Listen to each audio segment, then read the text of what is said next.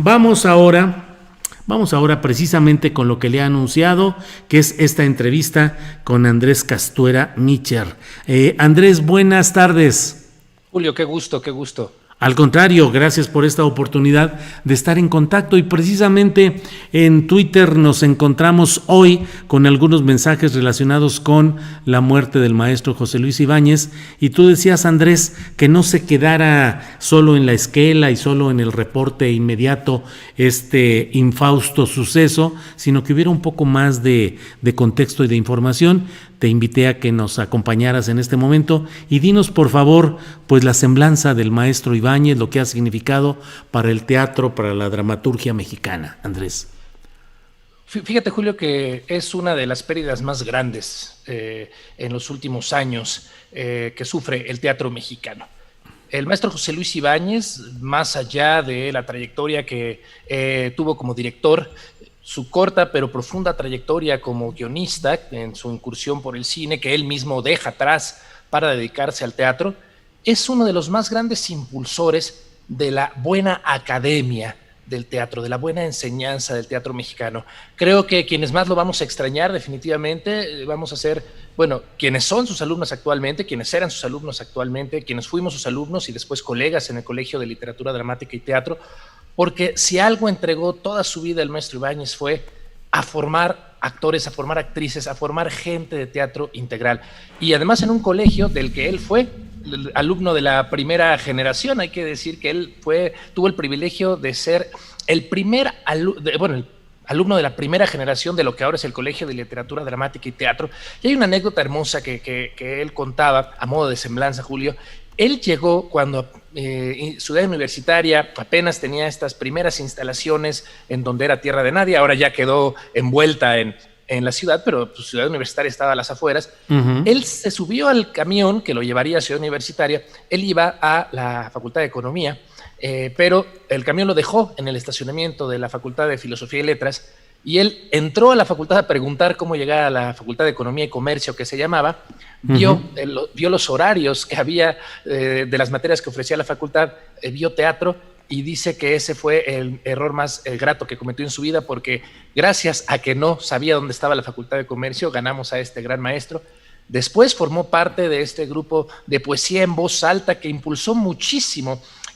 Sabemos que estuvo Octavio Paz, estuvo Arreola, estuvo Carlos Fuentes, Elena Garro, y él defendió muchísimo que el teatro fuera introducido también como una disciplina literaria, porque era muy difícil generar público para el teatro, y este concepto de poesía en voz alta como que no sabían bien los de Difusión Cultural UNAM si iba a ser poesía o si iba a ser teatro, pero gracias a que estuvo el maestro Ibáñez ahí, el teatro tomó una gran fuerza. Él fue director de puestas en escena como El Divino Narciso, montaje en el que yo tuve el privilegio de estar muy cerca de él porque yo era su alumno en 1998, La Verdad Sospechosa. Él también, hay que decir que el teatro musical que tenemos en México le debe mucho a él, porque él tradujo las primeras comedias musicales como La Jaula de las Locas, Sugar, Mary Poppins, Anita la Huerfanita, Hello Dolly, que con Silvia Pinal recordarás que tuvo un gran éxito. Bueno, él tradujo todo esto y además estuvo en los orígenes de TV UNAM, hizo muchísima televisión y sobre todo formó muchísimas generaciones de actores y de actrices en un teatro profundo, en un interés de que el actor y las actrices tenían que saber de teatro antes de subirse al escenario, y creo que eso es algo que jamás vamos a olvidar y por eso lo vamos a extrañar siempre. Cuando le hicieron un homenaje, Julio, hace unos años en el Colegio de Literatura Dramática y Teatro, él se presentó al homenaje, recibió su medalla y dijo: disculpen, pero estoy en clase. Y se retiró a su clase en su homenaje. Eso te habla de la integridad que tenía como docente. ¿Y por qué dejó el cine para concentrarse totalmente en el teatro? Nos lo has planteado en lo general, pero a veces resulta lo contrario, ¿no, Andrés?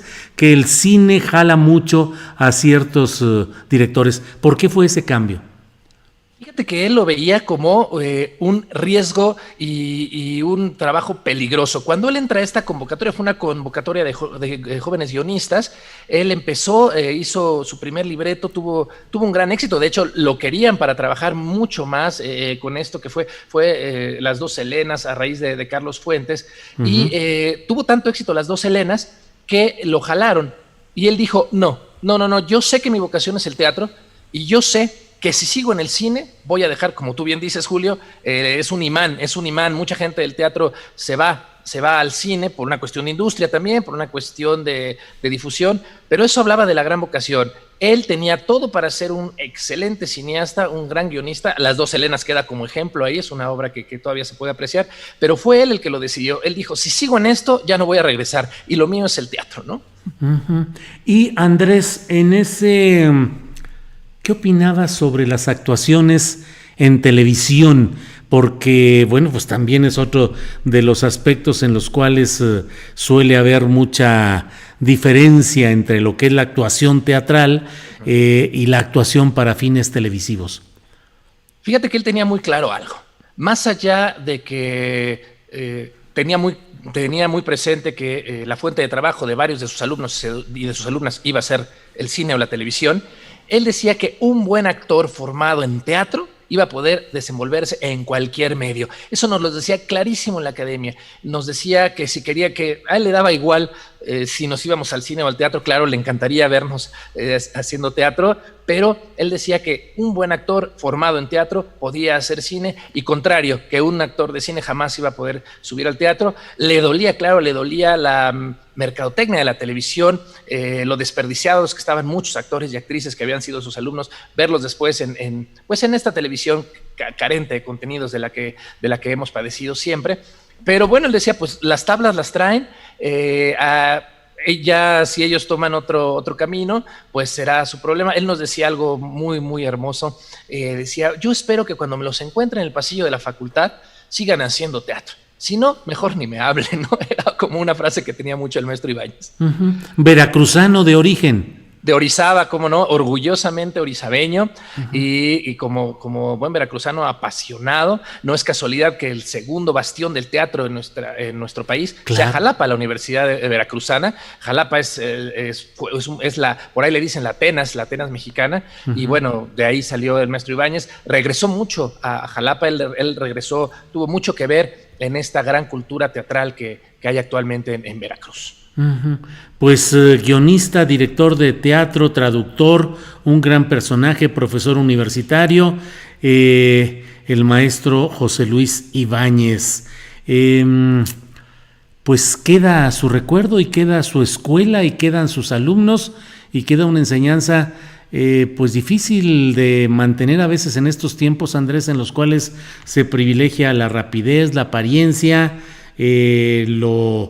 iba a decir lo escénico, todo es escénico finalmente, pero lo mercadotécnico y pues a veces hasta incluso la habilitación de actores para demandas súbitas de producciones. Definitivamente. Yo recuerdo el proceso de Elviro Narciso, los años que yo fui alumno del maestro Ibáñez. Un montaje, los ensayos no duraban menos de 6 meses, Julio, y ahora nuestros alumnos, las nuevas generaciones que llegan a las aulas, de repente les dices que vas a ensayar 3 meses y te dicen, pues ¿qué vamos a montar Hamlet o por qué? Es decir, estos procesos maratónicos, ni imaginarlos hoy por estas cuestiones que tú dices, Julio, también, porque si no tienes obra en 3 meses, pues te sales de la cartelera y el teatro mexicano, sobre todo independiente, se sale de la cartelera 2 meses y desaparece.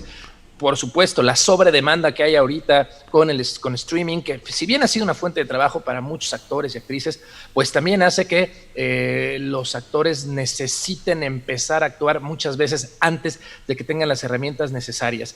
Pareciera tiránico lo que pasaba con el maestro Ibáñez, pero debo decirte que eran procesos necesarios. Imagínate, él era experto en todos los autores clásicos, pero él le dio una nueva vida a Sor Juana, a Juan Ruiz de Alarcón, a Lope de Vega. Sobre todo nos hizo valorar, y eso lo digo como alumno y como colega, y ahora yo como maestro, que es lo que trato de inyectarles a mis alumnas y alumnas, que entiendan que la historia del teatro no se tiene que ver desde el ayer, se tiene que ver desde la hora. Él siempre decía que la única manera de valorar el teatro que se hace hoy es entendiendo el teatro que se ha hecho siempre. No era un antropólogo y un arqueólogo, era un historiador, pero de teatro vivo, y en esa misma esencia él veía a las nuevas generaciones y lo que decía siempre es, ok, si ya tienen que salir a actuar para ganar dinero, no dejen de prepararse, ¿no? Un actor nunca deja de prepararse.